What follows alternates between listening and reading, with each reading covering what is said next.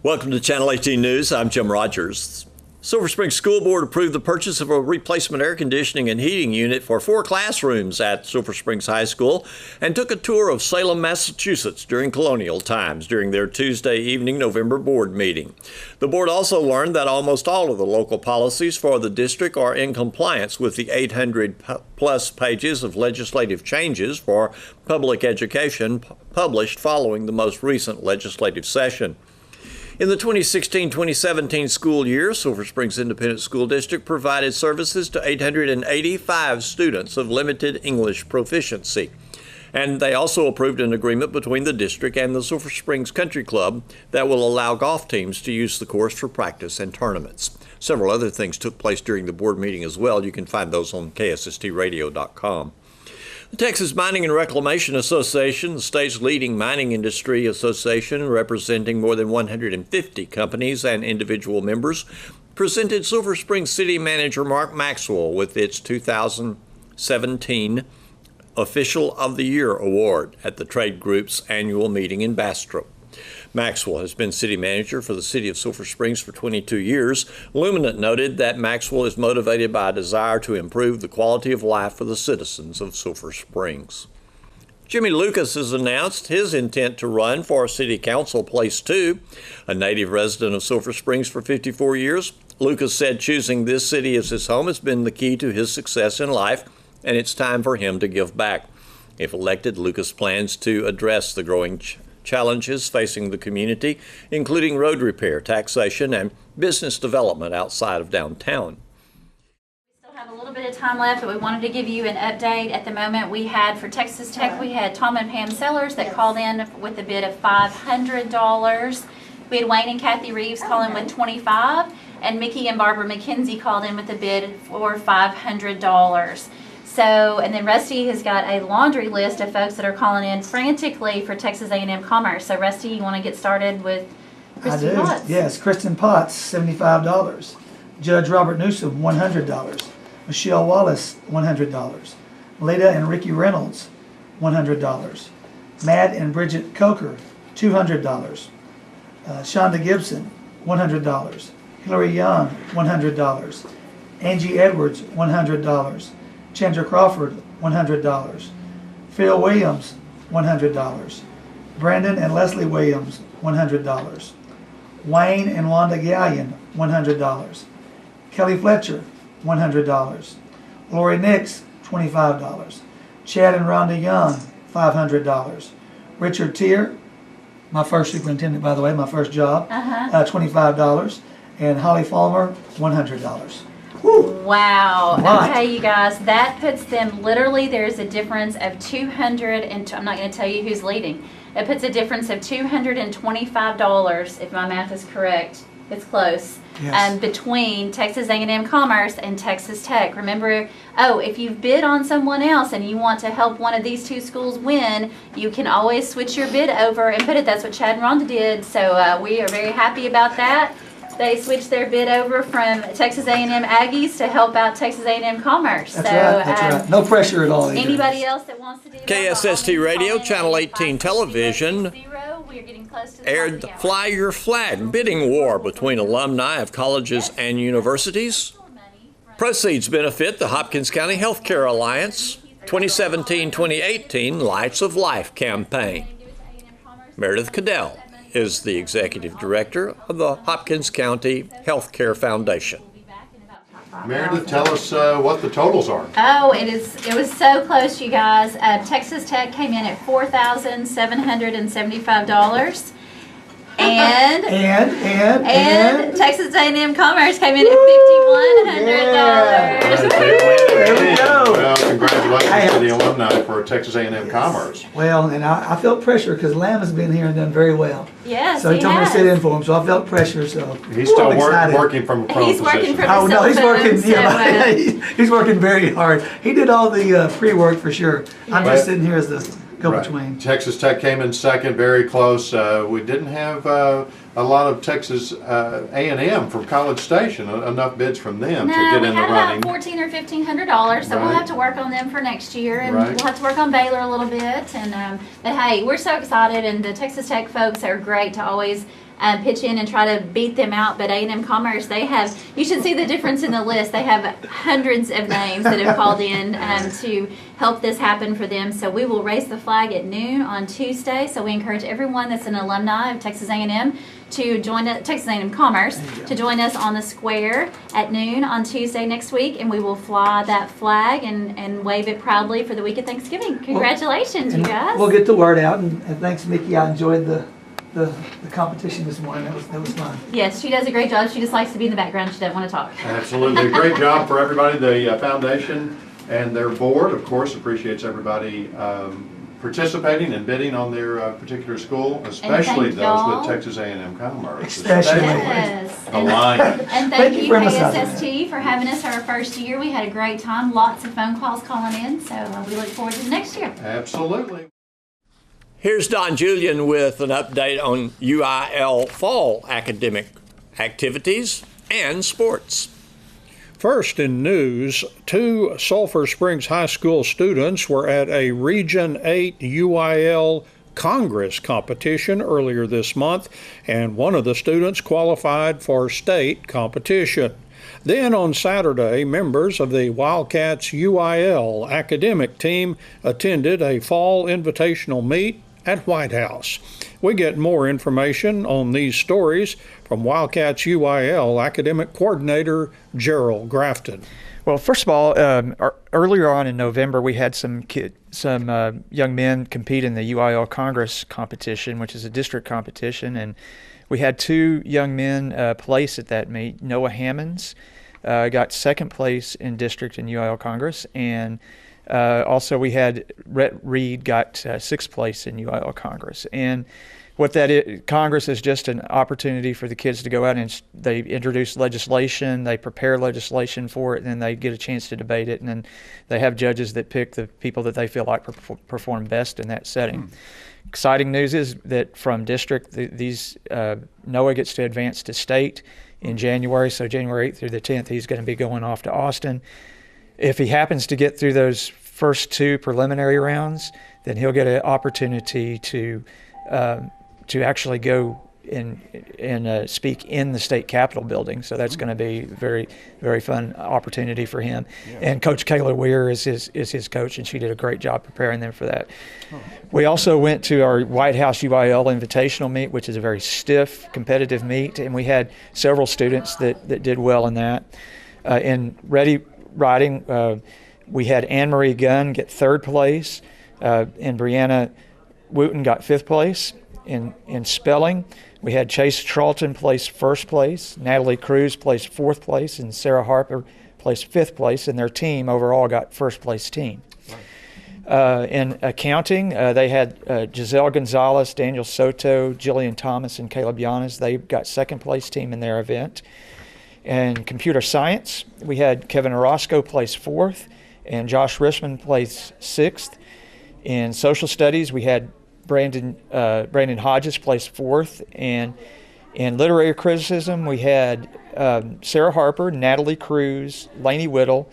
They got 2nd, 3rd, and 4th place respectively, and they placed first overall in literary criticism. So they did a great job at the meet. It was a very tough event, and a lot of people attended, and it's a very tough competition. It was a good preparation for what we're going to be able to do in the spring. So we're looking forward to what the spring holds for us. All right. Is anything else going to go on in the fall, or was this kind of it? We do have a math and science competition coming up in December 2nd, and it'll just be an opportunity for our young kids to go out and compete against their grade level. And then we start up very strongly. We hit January running. We'll start doing practice meets, and then our district meet for CX will be at the end of January, and our district meet for all the other academic competitions will be in March. So we're getting ready to really rev it up. In sports, on Coordinator Tuesday, Wildcats offensive coordinator Matt Young assesses the offensive performance in the Hallsville win, and he tells us about the Lucas Lovejoy defense. It was a little less than desired, but enough for the win. That's where you got to really compliment these kids. You go through a 5-game stretch with losses and then able to pull out 3 must-wins at the end, and just words like resilience and perseverance and the way they're able to stay together when things aren't necessarily going how we want. I like how we came out in the start of the second half, scored on the first drive. That's what we talked about at halftime, went out and executed down the field. I think our level of execution is really high as far as assignments go. We got to be better scoring touchdowns. We had to settle for 2 field goals early and another opportunity in the red zone with a turnover. We can't do those things. For us to keep playing, if we flip the script on that and those become touchdowns, well, all of a sudden we're back rocking like we want to. So making progress, really happy O-line wise. Those guys have come miles. Ian Blanche at center, Norris English, kind of a senior stronghold there, him and Jesus Olivo. Ethan Rogers continues to progress every week, and then Jackson Chaney's been a nice move up for us. So those guys up front have opened stuff up for Allen and Rogers, and those guys have been contributing. And just, you got to compliment CERN. He just waited his time when it was an opportunity, and he's been able to step in and just being a great teammate, and now it's contributing on the field too. So just happy for those guys, happy for all of them that, now we're playing week 11, and that's what it's about. It's about winning the game you're playing. It's one at a time and see what happens. Any fans out there are concerned because of the lack of passing yards. They kind of ease their mind a little bit about what's going on with play calling. And well, some of it is just we get ahead and we're going to run the clock out. I mean, you go to especially the last 2 games, probably even the last 3. The last quarter and a half, we're up 2 scores, and we're able to run the ball and run the clock out. I mean, the Greenville example of 6 minutes ran off in one drive. Those kind of things is leading to some of it as far as a lot fewer numbers passing. It's also a lot of what teams are giving us. They're not bringing people into the box, and so we're going to just take it and go down the throat. Now, last week there's a couple of deep balls I would like to have had. There's a couple of little things I'd like to get in some other routes, but otherwise we're just taking what people are giving us. And when it flips the other way, the numbers may go the other way. But really we're just after that one number, and that's our score being bigger than the others. All right. Let's talk about Lucas Lovejoy and their defense and how they play defense this year. They're going to look a lot like what we've played the last couple of weeks as far as their alignment goes. They're way more multiple. They'll have the base looks, but they're going to change it up frequently. They're going to blitz you as an answer. They're going to try to do that to give you a different look. They don't spin their secondary and leave it one high. They're kind of anchored by their Mike linebacker, number 10, Bumper Poole. He's a D1 commit. He's a good player, makes a lot of tackles side to side, good size. Up front, the kids play hard, good angles. They're going to get after you, but I look for us to match that. On the outside, they really like to play a lot of zone. We've seen a lot of teams lately that played a lot more man. That'll be a little bit of a change-up and see how they handle that. If we can put them in some man-to-man situations, or if they will stay zone, will they be able to handle our run game? So they got a lot of good players. They got a lot of length to what they do. They got some speed on the outside. They were a qualifier at the regional track meet, the sprint relay. So there's some challenges there, but there's also some space there to take some things that they give us. Poole also plays. Is he mainly a defensive player that spots play on offense? Yeah, he's a starting middle linebacker. He's a collegiate recruit at linebacker, 6'2", 225, runs well. Because of his ability to be physical, that's where they've been able to use him some offensively. All right. It feels great to be in Week 11 playing that. Yeah, it's fantastic. We get to play at the Prim. We got an amazing facility, and now we're getting to actually host a playoff game. Coaching wise, we've got quite a few games put together as a crew. How many games we've coached, and none of us have ever coached a home playoff game. So, really neat atmosphere. Really expecting a great crowd from our community. That's the neat thing about it being here is that we have a community, we have a history of a program, and it'll be really neat to see what the crowd looks like. Wildcats defensive coordinator Tristan Abram discusses defensive play in that Hallsville win, and he tells us about the Lucas Lovejoy offense. I felt like the defense did play really well. We came out and, the offense that we were facing is not your true traditional offense that we tend to see week in and week out with, the tight end and then the wing and then just all the things that they did offensively that could really put us in a bind. I thought that our kids did a really good job of just coming off the football up front, playing fast. Our D-line, I thought, had a heck of a game. D. Dugan – and Calvin and Jose and Vuk. It was great to see Vuk back playing. But those guys I thought did a really good job of coming off the ball, and disrupting what they were trying to do because in all honesty, I mean, we typically have 3D linemen with their hand down, and in a traditional offensive set, it's those 3 versus 5 offensive linemen. But this past week, it was those 3 plus 7 or sometimes 8 linemen in front of them, and they did a good job of disrupting the things that the offense was trying to do. So I was really pleased with those guys and the way they played, and just the tenacity that they played with. I thought that Colin Wade had a really good game. He did a good job of taking on some of those linemen at times that were pulling and got outside of the D line. He did a good job of taking on those guys. There was one time I remember seeing him on the ground because he had tried to cut one of the old linemen, and the running back comes right by him, and he just reaches up and hangs on. It was really good, just all the extra effort that came along with the scheme in which we were trying to utilize to help ourselves. And then in the back end, I mean, it was a great game. I mean, was it maybe four interceptions? Maybe Terrell had 2. DJ Abram had 1.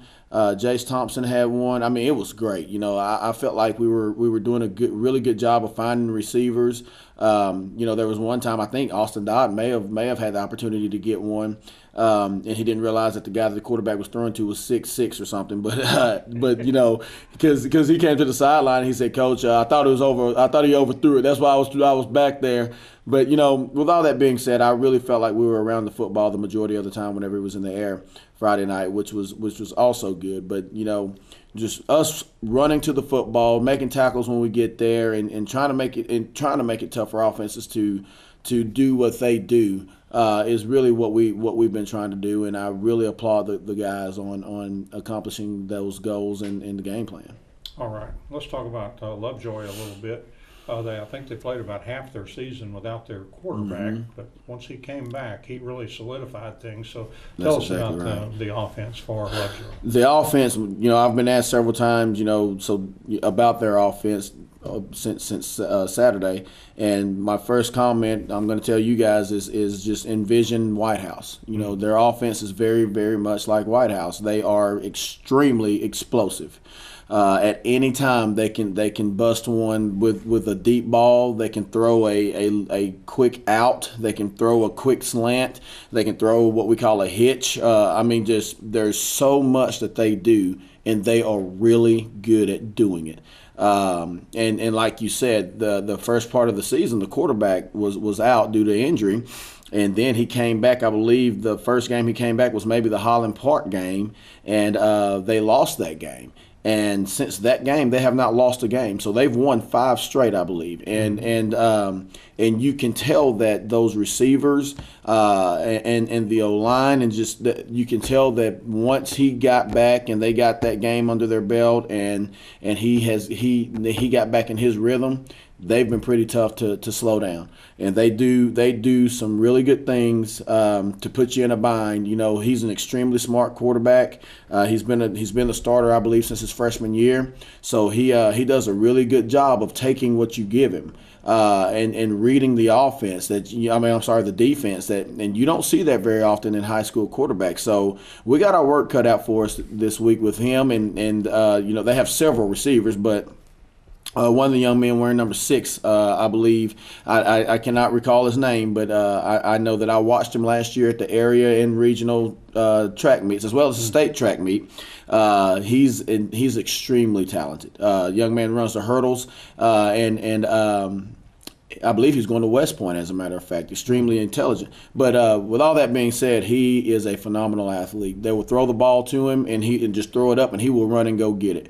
And on the other side of him is a young man that wears number 5, who's just as good. They do a really good job of running their routes, getting open, and if you give them just a 6 inches of space, the quarterback's going to throw it. And they do a great job of catching the ball. So we got to do a really good job this week of, when we're in man coverage, playing man, trying to slow down their receivers, to allow the guys up front time to get to the quarterback and pressure him. And when we're not in man, we got to find receivers when we're in zones. We cannot allow there to be space for too long, because the quarterback does a great job of threading the needle. And then to complement the quarterback quarterback in the passing game. They have a running back that is just a big, thick kid that he's going to get the ball. He's not going to try to make you miss, but he will try to leave his shoe prints on your chest. So we have to do a good job of trying to contain him as well. So it's going to be a challenge for us, but, with all that being said, it's exciting that we're in the playoffs. It's exciting that we're playing at home. I think the kids are really, really pumped about the opportunity in front of them. So hopefully we'll go out and slow this offense down as much as we can and get a few turnovers, give the ball back to our offense, and let's see what happens. Thanks for watching Channel 18 News. Have a great evening. More bids for Texas Tech. We had Ron and KK McKenzie called in with a bid of $250 and John Sellers at a bid of $50. So, and I can't remember, did I mention Brandon and Stacy Moore? I can't remember, I'll mention them again. Brandon and Stacy Moore bid $100. So we've got a good battle going on here. So call in 885-6060. All of the proceeds go to benefit the Healthcare Foundation. And remember, you only pay if your team wins. So keep bidding. And we will find out who gets the top bid by 10 o'clock this morning. Yes, at 10 o'clock we will make the final push. The phones will ring and our cell phones will light up, and we will do everything we can, and we will make the final announcement. And then next Tuesday at noon, we will raise the flag at the courthouse. We'll see. Stay tuned. 50 minutes.